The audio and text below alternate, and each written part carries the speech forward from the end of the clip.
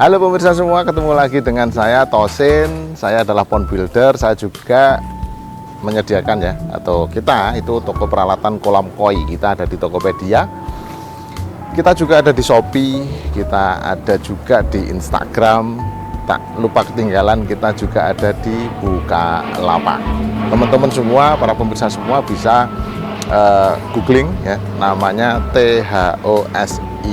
Kita memang fokus di pembuatan kolam koi dan juga toko peralatan kolam koi. Pakan ikan koi juga lengkap, baik dari yang impor maupun yang lokal. Oke ya, jadi di siang hari ini yang cuacanya hangat-hangat syahdu ini, saya mau melanjutkan update proyek kita yang beberapa tempo hari yang lalu kita sudah ulas. Di Navapak ini memang bawaannya aja speknya sudah istimewa ya, jadi kita tentu nggak mau memberikan juga spek-spek yang asal-asalan untuk kolam kita. Oke, yuk kita ulas, masuk aja supaya lebih jelas lagi ya. Apa aja sih yang mau kita bikin di sini? Yuk, masuk yuk. Lewat sini ya, kalau sana kayak sempit.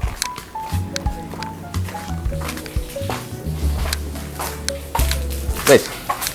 Nah, ini nih, ayo kita ke sini. Ini kolamnya. Kolam. Nah, biasa ya, seperti biasa. Kalau saya jelaskan kolam itu volume airnya dulu nih.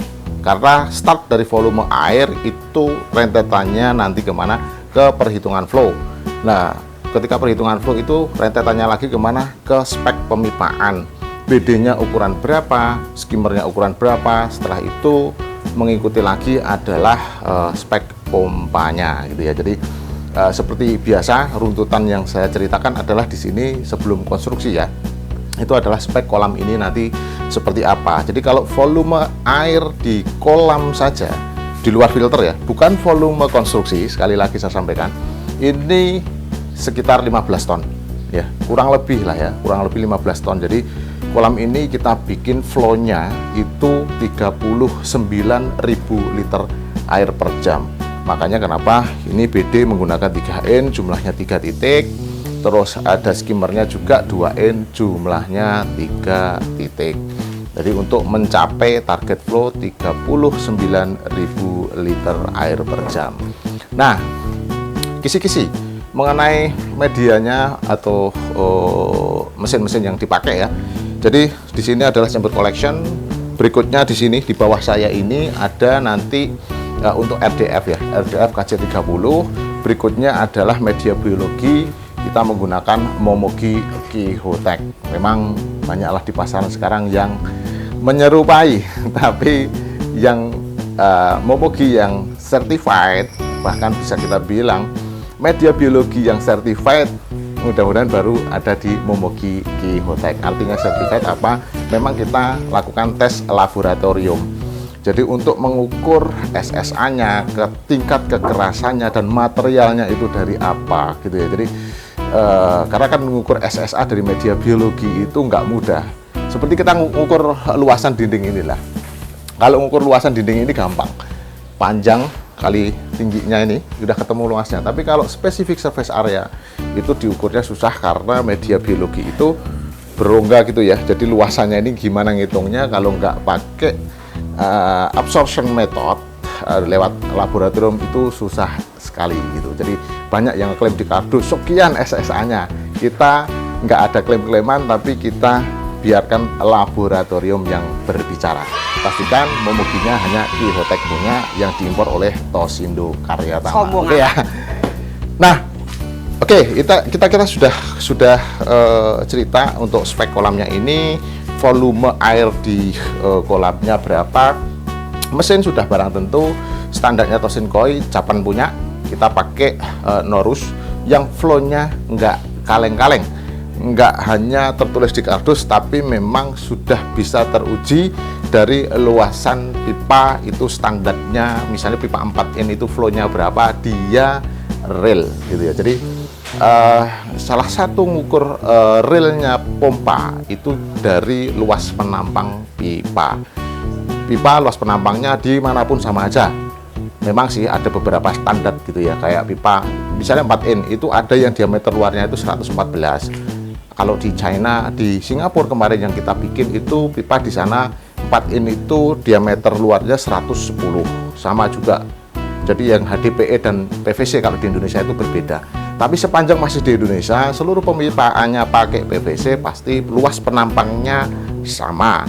Yang membedakan kadang-kadang spek tertulis di kardus pompa dengan realnya itu. Jadi ini bukan untuk memancing perdebatan, ini adalah idealisme kita dan akurat gitu ya. Oke, sekarang agak sedikit lebih dalam kita cerita konstruksi ya. Nah, ini kenapa sih pipanya kok banyak banget gitu ya? Di dalam konstruksi ini memang banyak banget pipanya nih. Kalau teman-teman semua tahu tuh, ada pipa 3/4. Paling kecil itu saya kasih clue ya, itu 3/4. Pipa 3/4 yang bagian bawah aja ada berapa tuh? Coba teman-teman semua hitung. 2 in ada, ini ada yang 1,5 in, ada yang 1 in. Kalau teman-teman tahu, silahkan tuliskan fungsi pipa-pipa ini apa, bisa ditulis di kolom komentar di bawah ya, bisa dituliskan di kolom komentar di bawah, karena ini memang pipanya banyak banget. Saya kasih clue ya, salah satu dari pipa ini adalah untuk memenuhi syarat dari Feng Shui gitu ya. Jadi selain daripada kita ngitung flow, kebutuhan untuk idealisme kolam ini sendiri, kita juga memenuhi syarat untuk Feng Shui kolam koi ini gitu ya. Jadi ini banyak pipa ini, kenapa? Kalau ada yang tahu teman-teman silahkan ditulis di kolom komentar. Nah, lebih jauh, ini nih dindingnya ini, kenapa banyak banget besi ini? Besi ini besi 12 loh, besi 12 dan dia posisinya besinya besi ulir. Inilah yang kemarin saya sampaikan, kalau di Navapak ini kita memang ngebikin kolamnya nggak bisa kaleng-kaleng, dan kita juga nggak mau nurunkan kualitas untuk bikin kolam koi itu, meskipun di tengah gempuran yang begini begitu segala macam, Toshin Koi tetap nggak mau menurunkan kualitas. Cocok lah untuk tempat ini karena memang standar dari kolam dari rumah di Navapak ini aja sudah speknya well, nggak mungkin juga kita menurunkan kualitasnya gitu. Contoh aja ya, contoh ini besi, kenapa? Besi ini jaraknya per 45 cm kita tongolkan. Ini tujuannya adalah untuk ngikat batu. Nah, ngikat batu karena kebetulan di kolam ini kan kita kolaborasi dengan Raja Stone. Selain di kolam ini, di belakang juga nanti akan ada taman, tapi kita fokus ngulas di kolam ini dulu aja ya. Jadi Raja Stone minta, karena beban batu marmer yang nanti mau ditantolkan di sini itu ya, itu kan tebalnya sekitar 10, minimal itu 10 cm yang paling tipis. Average itu di 15 cm. Beratnya batu, kalau air kan beratnya 1 kubik itu 1 ton. Batu ini 1 kubik itu beratnya 6 ton. That's why kenapa kita bikin konstruksinya ngotot sekali seperti ini. Dalemannya ini besinya 12 double juga. Beton tebalnya 20 cm. Yang di bawah ini 40 cm. Yang di bawah ini betonnya ini tebalnya 40 cm. Jadi terus dikasih atasnya ini per jaraknya ini ya. Ini jaraknya ini per 45 cm.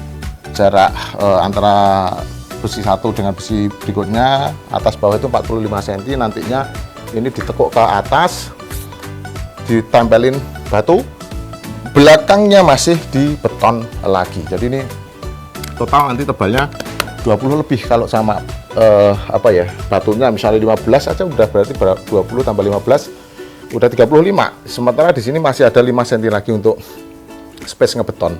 Jadi kurang lebih ini 40 cm nanti. Jatuhnya hampir sama dengan dinding yang di bawah ini gitu ya. Ya ini sudah saya jawab satu. Kenapa banyak banget besi-besi seperti ini? Ini tujuannya adalah untuk ngikat batu yang beratnya per ton itu, kalau batu asli ya, bukan dari resin, bukan batu-batuan. Yang maksudnya batu-batuan itu kayak batu yang dibikin-bikin ya, itu beratnya per ton itu, per kubik itu 6 ton gitu. Jadi konstruksi kita juga harus menyesuaikan, dan batunya juga posisinya nanti sampai nyelup di bawah di air minus 50 cm ini, duduk di sini batunya duduk di situ gitu ya. Ini beton sudah selesai. Jadi ini tinggal finishing, bikin kemiringan lantai, terus nanti sekat-sekat chambernya. Di sana juga nanti di shoot juga tuh Mas kameramen di apa namanya ruang pompa banyak banget ininya. Tak bukain deh pipanya, biar teman-teman semua tadi yang mau nulis di kolom komentar, kok banyak banget sih pipanya gitu, untuk apa. Nih saya buka ini pipanya yang di, kelihatan nggak, yang di chamber pompa. Ada 2 in, 1 2 semua terpisah. Terus ini ada 1,5 in, kelihatan nggak, 1,5 in. Ini 1 in, yang ini 3/4, ini 3/4. Jadi ada 1 2 3 4 5 6, ada 6 pipa, semua independen. Jadi nanti untuk ngatur debitnya semua bisa diatur di chamber ini.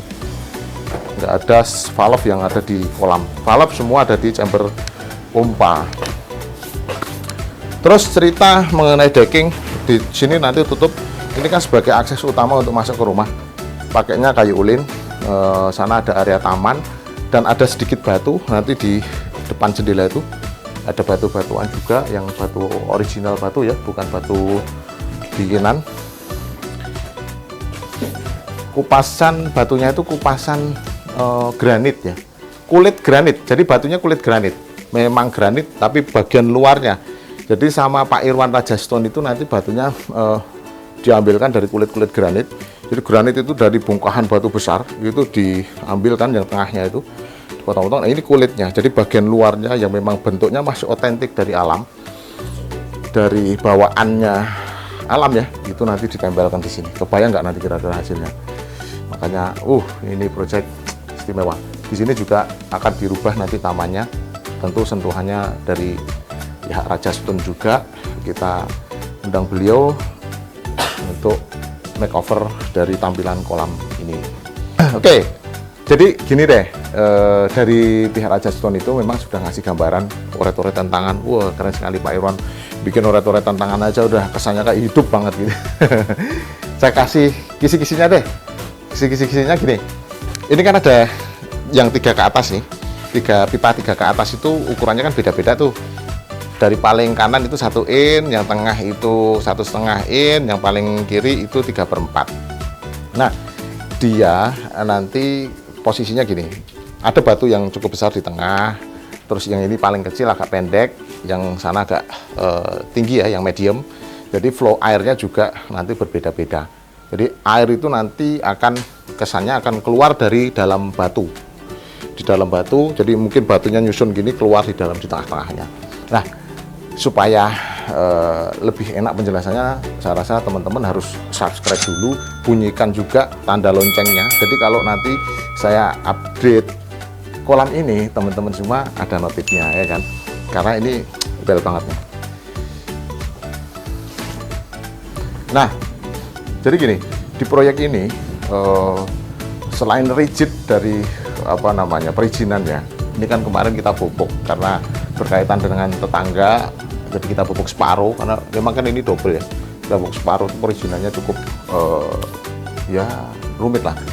Nah, selain daripada rigid perizinannya, juga di proyek yang istimewa ini memang dari pihak Maincon juga punya konsultan khusus untuk sipil gitu. Jadi kolam kita ini juga dibikin konstruksinya itu independen, supaya kalau terjadi sesuatu, misalnya gempa ya, kita cerita worst case, itu kolam ini berdiri sendiri ataupun rumahnya juga berdiri sendiri, tidak saling terikat.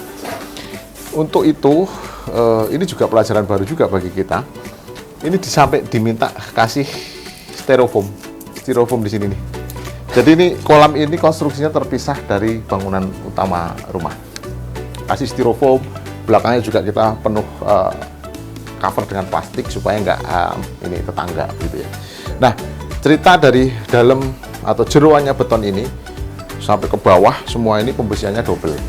Pembesiannya double pakai ini besi ulir 12 yang Wermes ya kemarin. Ini masih ada nih sisanya nih, kita shoot deh. Karena banyak juga teman-teman yang nanyakan, emang ada ya Wermes 12 gitu. Ya memang sih di pasaran itu Wermes itu yang paling banyak memang 10 ke bawah. Ini besi-besi yang sisanya nih. Memang di pasaran itu yang paling banyak Wermes itu 10 ke bawah. Untuk yang 12 ke atas itu bukan tidak ada. Kita bisa pesan custom. Umumnya memang nggak ready. Jadi kita pesan custom harus nunggu beberapa hari atau kadang-kadang minggu kalau memang mereka baru rame, baru nanti diantar gitu. Jadi Wermes 12 mau pesen yang 14, 16 pun bisa. Tapi ya custom, lagi-lagi custom.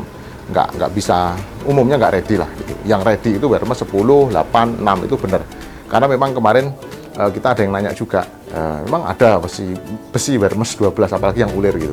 Ya sepanjang kita order ya ada, cuman memang nunggu waktu lah untuk dibikinkan itu. Wes ya. Oke, terima kasih kepada teman-teman sudah meluangkan waktu dan kuotanya. Memang di rumah ini proyek kita yang kolam koinnya di sini, tapi nanti akan ada juga taman di belakang sama di atas. Yang sekali lagi saya sampaikan, kita kolaborasi dengan Raja Stone dengan Pak Irwan langsung. Jadi kenapa saya selalu cerita itu adalah flow-nya, kolamnya, volume kolamnya ya, volume air kolamnya. Karena memang Tosin Koi akurat.